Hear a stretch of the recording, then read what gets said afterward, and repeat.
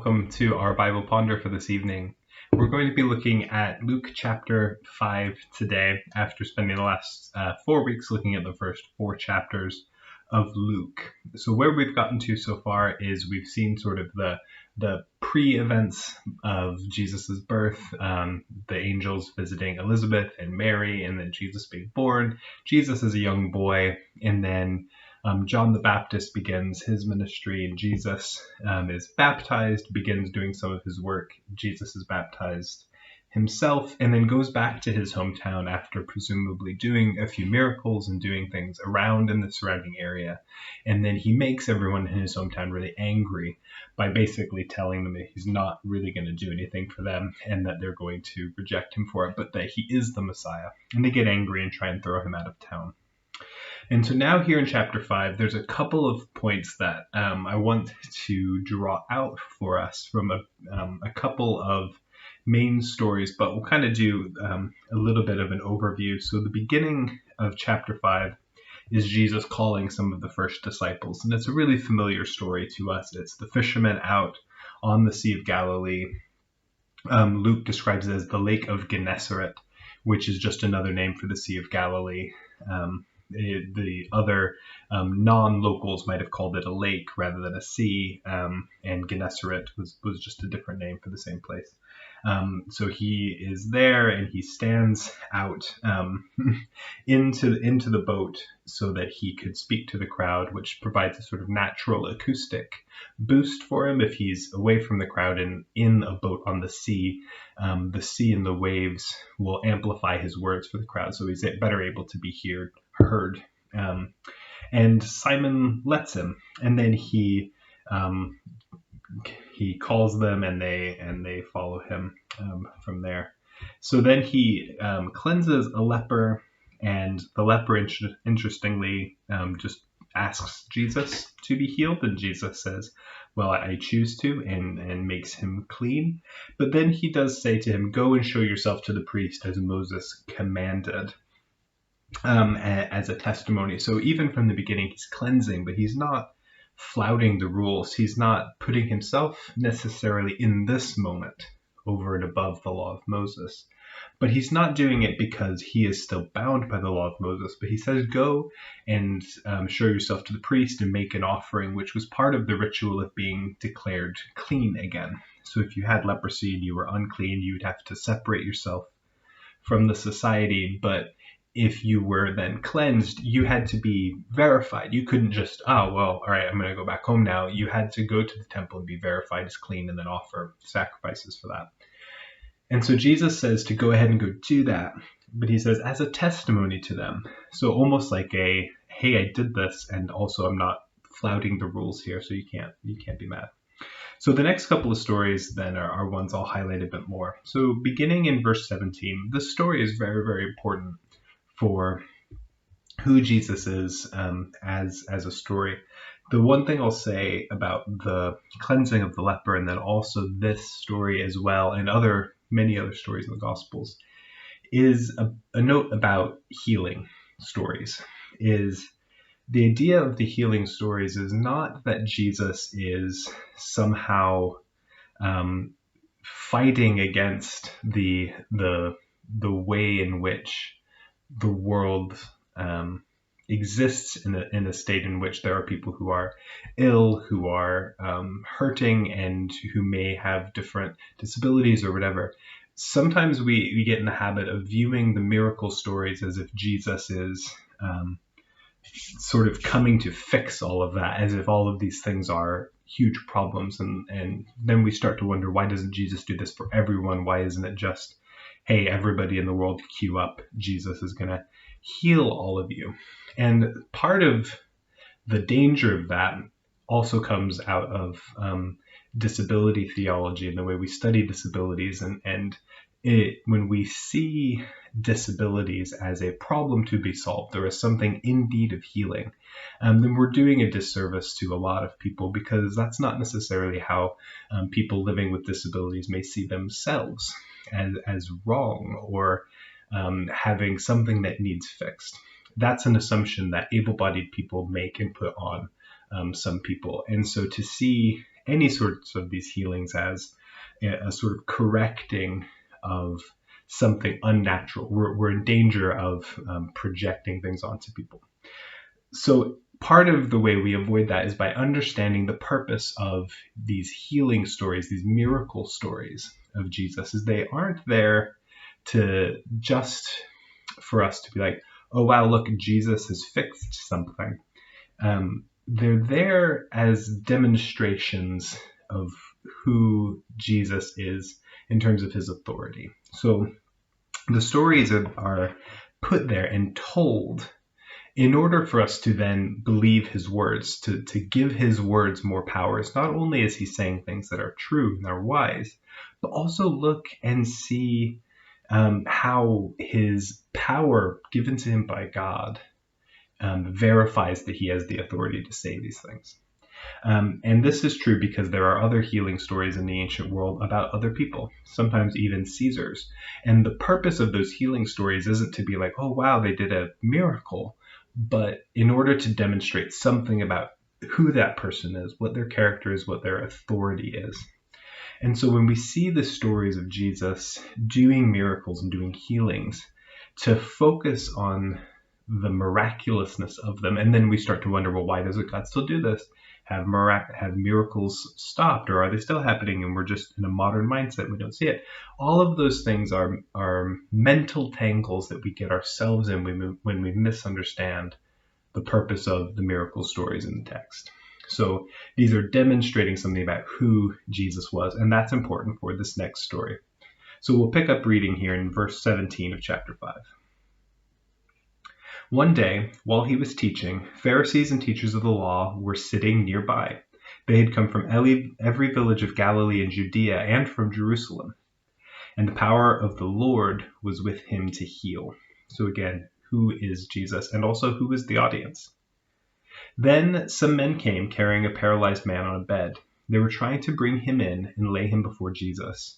But finding no way to bring him in because of the crowd, they went up on the roof and let him down with his bed through the tiles into the middle of the crowd in front of Jesus. So again, a very famous story. We tell this story to children all of the time. They are so interested in bringing this person to Jesus that they make a hole in the roof and let him down. When he saw their faith, he said, "Friend, your sins are forgiven you." And then the scribes of the Pharisees began to question, "Who is this who is speaking blasphemies? Who can forgive sins but God alone?" That's a very good question. Also, for us, if we're focused on the idea of Jesus' miracles and Jesus healing being something about Jesus sort of healing something unnatural about the world, then this is an example of Jesus exactly not doing that. The person comes in and they're paralyzed on the bed and he doesn't say, yeah, you're an incomplete human, I'm going to heal you now. He just says, your sins are forgiven. Something that only God has the authority to do. Jesus doesn't see people as incomplete or wrong. And so when we focus on that as the purpose of the miracles, that's when we're doing a lot of people a disservice. And we're really misunderstanding people's humanity and people's completeness. And to call people incomplete is to really, I think, dig at the image of God in people. And it isn't just able-bodied people who are the image of God or who are complete people. And to say that people who are not perfectly able-bodied are incomplete or wrong is wrong and really damaging for people. So we see Jesus here, and the first thing he says before anything else is, "Friend, your sins are forgiven you." And the Pharisees, who are all there, remember Jesus knows the audience, and they're not just a couple of Pharisees. They've come from Judea and Jerusalem and Galilee. They're from all over. When Jesus perceived their questionings, this is verse 22, he answered them, "Why do you raise such questions in your hearts? Which is easier to say, 'Your sins are forgiven you,' or to say, 'Stand up and walk'? But so that you know that the Son of Man has authority on earth to forgive sins," he said to the one who was paralyzed, "I say to you, stand up and take your bed and go home." Immediately he stood up before them and took what he had been lying on and went to his home, glorifying God. Amazement seized them all, and they glorified God and were filled with awe, saying, "We have seen strange things today." So again, this miracle is showing us something about Jesus, and it's demonstrating that when he says your sins are forgiven, these aren't just words, that he has authority and he has the power of God behind him. And so the miracle is a signifier. It isn't the miracle in itself. It's about who Jesus is.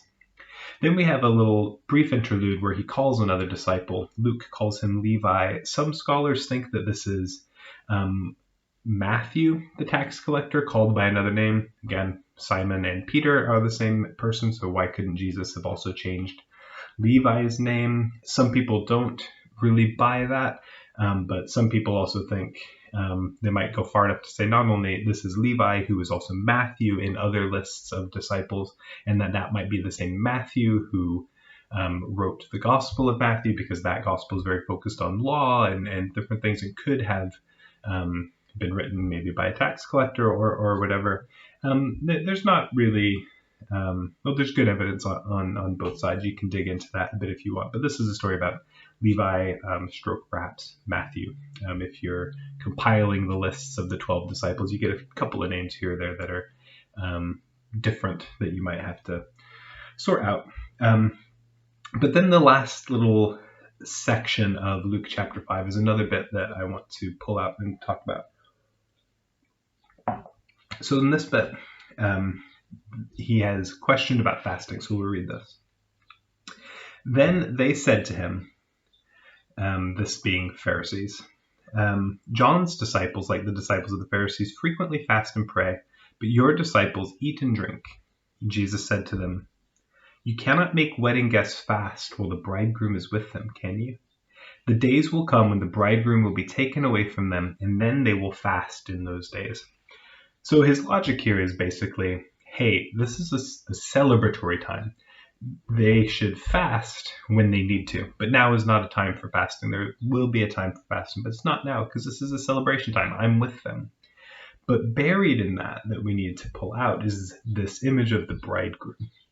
And the image of the bride and the bridegroom is really deeply embedded in both the Old and New Testaments as an image for God and Israel, and then later the church. So in the Old Testament, there is this image of God as the bridegroom and Israel as the bride. And this comes up in a lot of places, but is especially drawn out as a metaphor in the book of Hosea.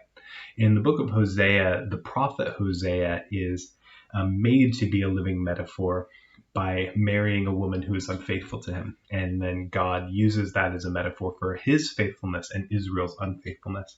And so this idea of God being the bridegroom and Israel being the bride is there in the Old Testament.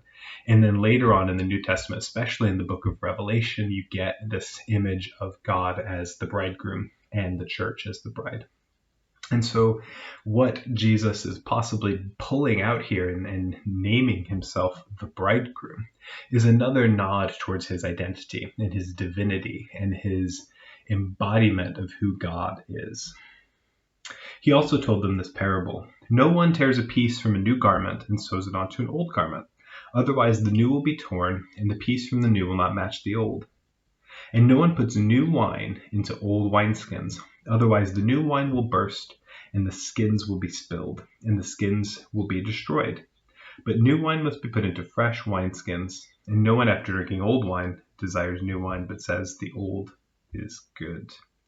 And that's a very enigmatic ending, because you can really get your head around the beginning, this idea that if you have a new garment, obviously you're not going to tear the new garment to make a patch. That's silly. But also the new garment hasn't stretched yet, and so in the process of patching, it might get distorted. But then also the analogy of the wine skins are made out of leather, and before they have had wine in them, they're not stretched yet. And so naturally, when you put wine in it as it ferments, obviously the alcohol expands the wine, and then the skin stretches with it, and it all works perfectly. But an old wineskin has already been stretched to the breaking point. So if you put new wine in it, when it goes to stretch and expand, the old skin that has already been stretched will just burst. And then not only are you out all of that wine, but the skin's also broken. Big mess. That all makes sense. And it makes sense in terms of who Jesus is. If Jesus is new wine, then you don't want to put Jesus in the same old box, because he'll burst the box because he's new wine. But the end is enigmatic. New wine must be put into fresh wineskins, and no one after drinking old wine desires new wine, but says, the old is good. Because what else is sort of true about wine is that wine gets better with age. Wine, as it ages and grows, gets better and deeper and richer. So is Jesus the new wine in the new wineskin, or is Jesus the old wine that's been fermenting? Or is it maybe somehow a bit of both? Or are the people who drink the old wine don't want the new wine because they're stuck in their ways? I don't know. I think sometimes Jesus' parables are left, to use the pun from this, that they're left fermenting in your brain, and left without trying to tie a bow around them and make them too pretty and perfect and neat and tidy. And I think in some ways they're meant to be a bit of a little worm digging around your brain, kind of scratching at you and making you think and making you wonder. And I'm not sure exactly what Jesus is saying. It's a bit enigmatic and it's a bit weird. But this idea of wine and wineskins and new and old and patches and the bridegroom and all of that is Jesus talking about who he is, talking about his own identity. And throughout this chapter, we have the calling of the 12 disciples, which we've talked about before in plenty of Bible ponders, being this new Israel, this new 12, before you have the 12 tribes of the sons of Israel, and then Jesus with the 12 tribes is a new Israel. And you have forgiving sins being something only God does, and then the bridegroom being an image of God and God's relationship to Israel. So all of that is packed in there with Jesus' identity and his clashes politically with the Pharisees and with the teachers of the law. Jesus is very much there in his culture. He's not some weird out-of-body floating outside of time and culture. He's very much part of his time and existing there. So thanks for joining us this evening with Luke chapter 5. Join us next week for chapter 6. If you want to catch up on old ones, go to the Bible Ponder Luke playlist on YouTube or the Bible Ponder playlist on Facebook, and you'll find lots and lots of other videos going back a little over a year now that we've been doing this. And you can find all of these old ones. Thanks for joining us, and join us next week. Bye-bye.